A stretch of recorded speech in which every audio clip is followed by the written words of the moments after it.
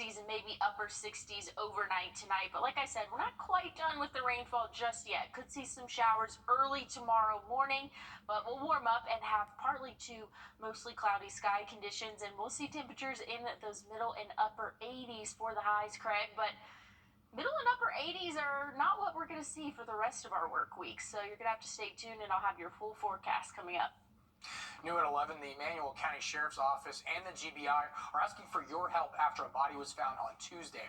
Sheriff's Office says deputies were called to Johnson Gay Road just outside of Garfield when a landowner says they discovered a body in a clear-cut area. The body of the victim was sent to the GBI crime lab to be ID'd and to determine their cause of death. The Augusta Dream Center, a local nonprofit resource center, held its 4th annual Run for Hope 5K. Proceeds from today's event will go towards programs at the Dream Center that aim to help areas of poverty. We spoke with one participant who says today's event was a great way to help the nonprofit and to stay healthy. This is actually the second time we've participated. We love the Dream Center down here in Augusta. They do so much for the community. My husband and our kiddo, they volunteer every first Saturday. It's just a really great organization, and we're always trying to get healthy, so it just combines two great, awesome things. And the Dream Center provides food, clothing, counseling, healthcare, resources, beds, and more.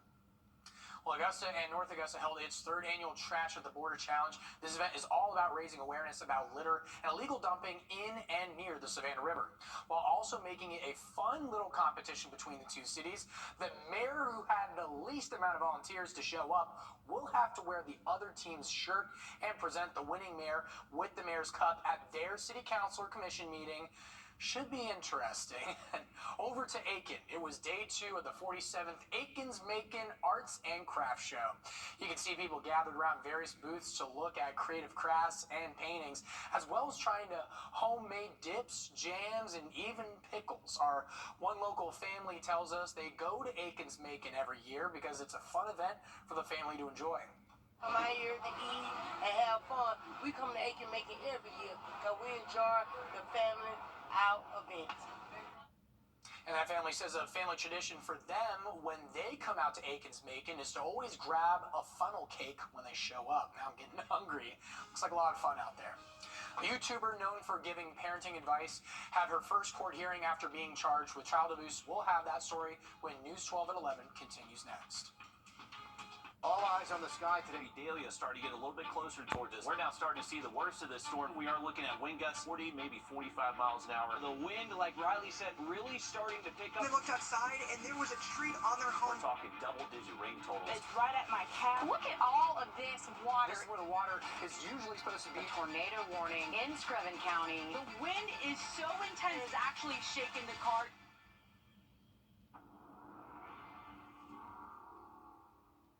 After an accident. The University of Idaho says it is delaying the demolition of the off-campus house where 4 students were murdered last fall.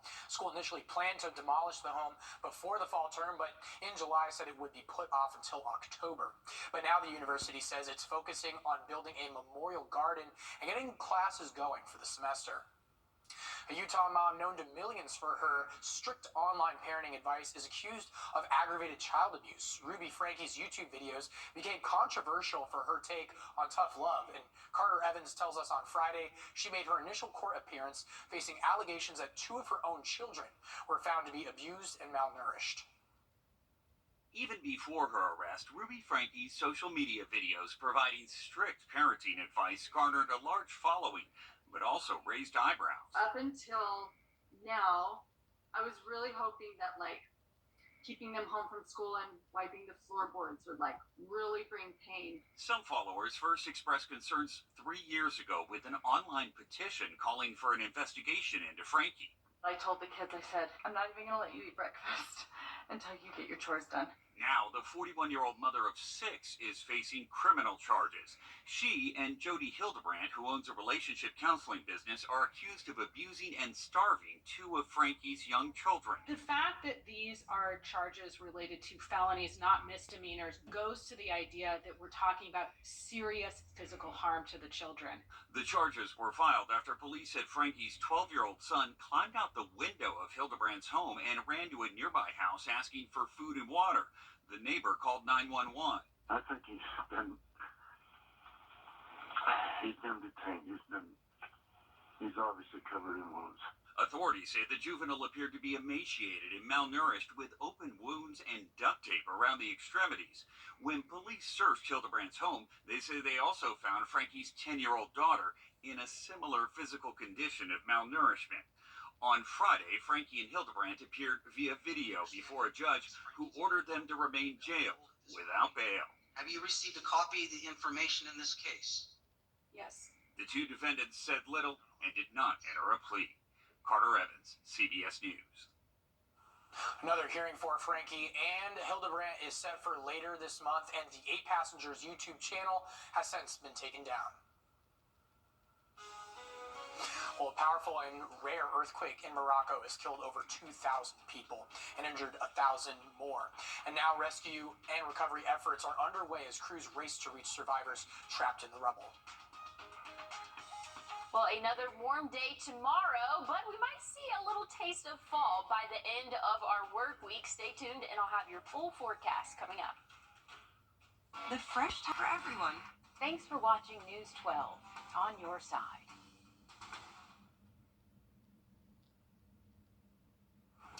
Alrighty, giving you a live look at Walton Way. Aside from a few storms, I hear the weather was all right today. Emily, cooler air on the way. How's it looking for our weekend?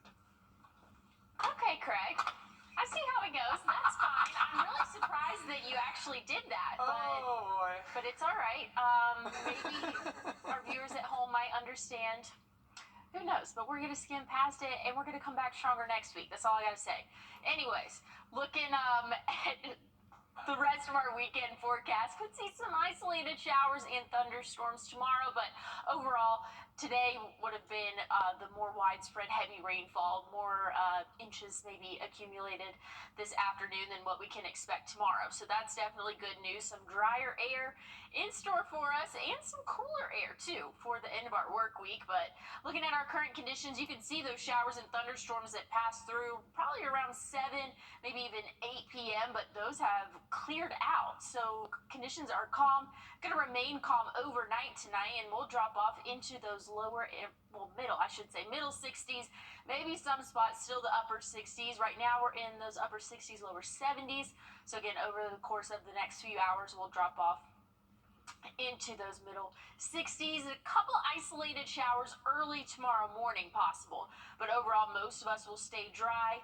Isolated showers possible later on in the afternoon tomorrow as well. Maybe some in the evening, but overnight conditions will remain calm. And into our day Monday, going to see a little bit more cloud cover, but overall pretty decent to start off our work week. Temperatures Monday will reach those lower and maybe some spots upper 80s. I need to stop saying lower, middle and upper 80s. There we go. I think this just changed as I was on air. It was a Category 3 hurricane an hour ago. Now it has downgraded to a Category 2. Again, this is Hurricane Lee. It has hit its peak strength at a Category 5 hurricane. So again, now it is downgraded to a Category 2 really over the course of a day or so. And it's expected to continue to track northward and eastward, or westward, I should say, moving towards the East Coast. There we go. But it is expected to make a sharp turn come around Tuesday. So not expected to make landfall in the U.S. as of right now. There's a lot of mumbo jumbo, I don't know a better word to say that. A lot of things going on the internet, a lot of fake news. There we go. saying, oh, this is going to make landfall. As of right now, it is not predicted to make landfall. Again, it's expected to make that sharp turn northward. So something that we're definitely going to have to watch. But as of right now, the impacts to the U.S. would maybe be some stronger rip currents across the East Coast overall. Not super concerned at the moment, but it's definitely something that we're going to have to keep a close eye on, Craig. But something else I'm keeping a close eye on, this 7-day. It looks great. Once we get to Thursday, lower middle 80s. Next Saturday, right at 80. Overnight lows dropping into the 50s. I'm looking forward to it. I think it's a pretty great 7-day. Alrighty, thanks for the heads up, Emily. Moroccan officials estimate more than... Coming up, Georgia Bulldogs and the South Carolina Gamecocks were both in action today. Our sports team breaks down both games coming up next in sports. And as we head to break, here's a live look at Los Angeles and your winning lotto numbers.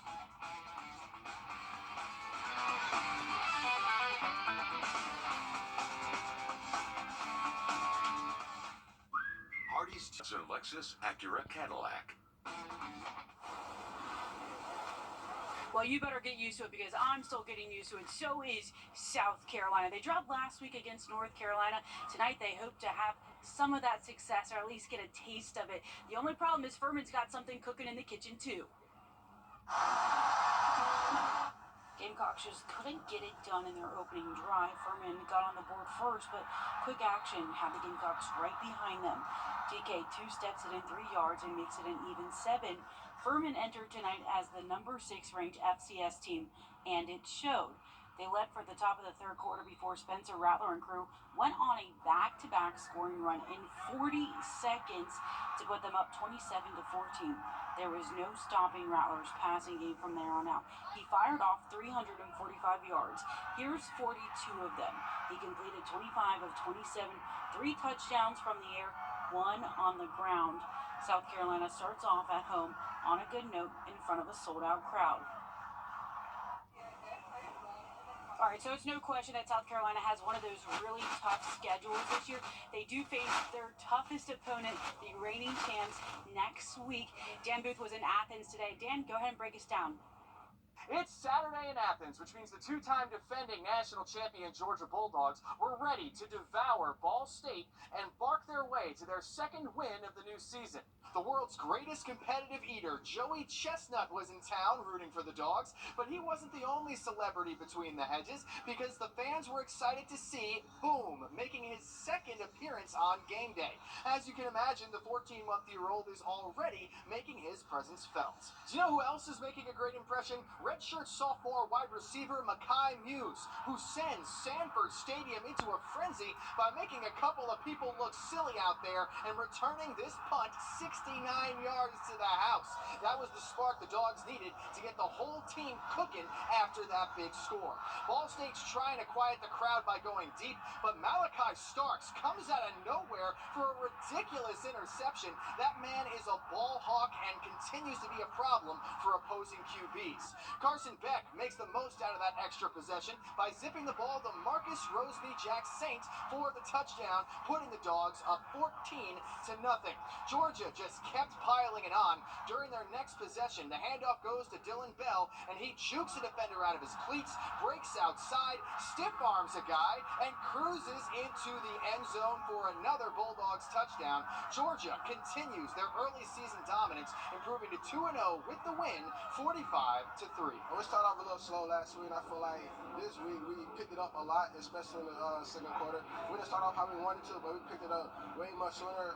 Shout out to Muse for the punt return. It really got our team going. I just want to execute any play I get in and do my job. I mean, everyone has a duty to do. Everyone has a job to fulfill. I just try to do mine on every play I get in. Momentum is a real thing. When we have the energy and they're maybe a little down after they just turn the ball over, I mean, it's kind of hard to get a stop when we start on the 40, 30-yard line, you know.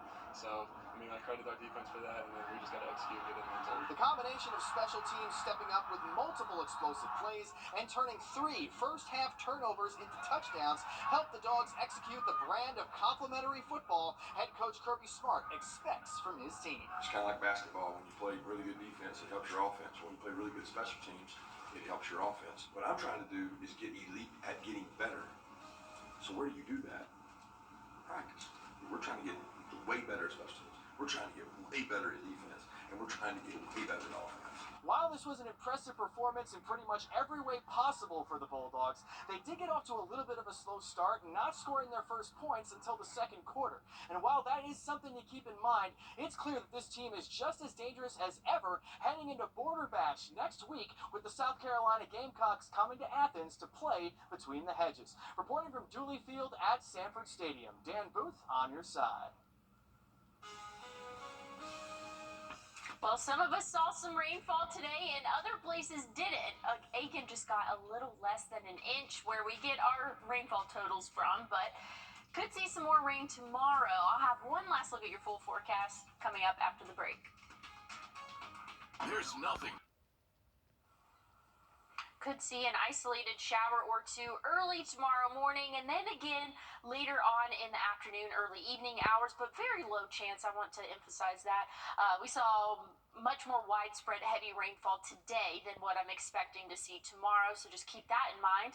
An isolated shower or two possible Tuesday and Wednesday, but after that, cold front is moving through, and I say cold front, it is going to knock us down a few degrees, so that will definitely be pleasant. Thursday and Friday will be in those lower and middle 80s, and then by Saturday, going to be sitting right at 80, so definitely looking forward to that. And then the overnight lows, anywhere from those middle, maybe upper 60s to those upper and middle 50s. That is definitely some fall weather, I would say, Craig. Looking forward to really the end of next week. So any Friday night football plans for this upcoming week? It's going to be a really great time to be out there. A little taste of fall for us. Just love being out of the weeds of the 90s there. That looks like some amazing weather. Well, that's all our time for News 12 at 11. I'm Craig Allison, but if you are waking up early on Monday, our show starts at 6 with Ashley Campbell and Chris Still.